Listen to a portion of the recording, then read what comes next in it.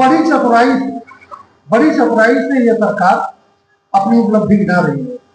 मैं कहना चाहता हूं कि ये जब युद्ध शुरू हुआ उसके पहले आपके देश में डीजल का दाम क्या था और जिन देशों की आप तुलना कर रहे हैं उनके देश में क्या था।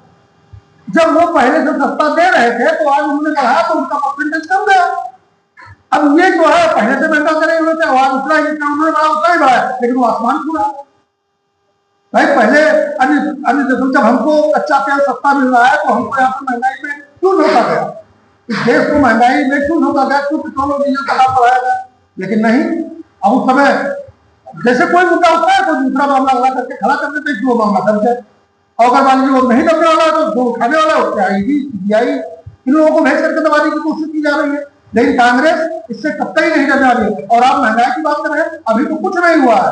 आप देखिएगा लोगों को एक गाने के लिए लाने पड़ता है। जो इनकी नीति है उस नीति से इस देश को बहुत गर्क में भेज दिया है। अध्यक्ष जी, यूपी के हमीरपुर में आज एक हादसा हुआ जहाँ एक निर्माणाधीन पुल था, बन ही रहा था लगभग और वो टूट गया। इसमें 6 मजदूरों की मौत हो चुकी है और लगभग 3 लोग घायल बताए जा रहे हैं। क्या कांग्रेस पार्टी इस पर जो कुछ आवाज उठाएगी? इनके भ्रष्टाचार पे वो 6 मजदूर जो हमारे हैं गरीब भाई, उन्होंने अपनी शहादत दे दी, लेकिन उनकी आंखें अभी नहीं खुल रही है कि भ्रष्टाचार कहाँ है।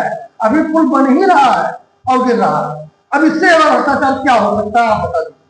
किस जेई ने उसका मूल्यांकन किया था और कैसे उसको बनवा रहा था कि अभी बनते ही वो अभी विचारों से चल भी नहीं पाया, वो जिम्मी रोड हो गया।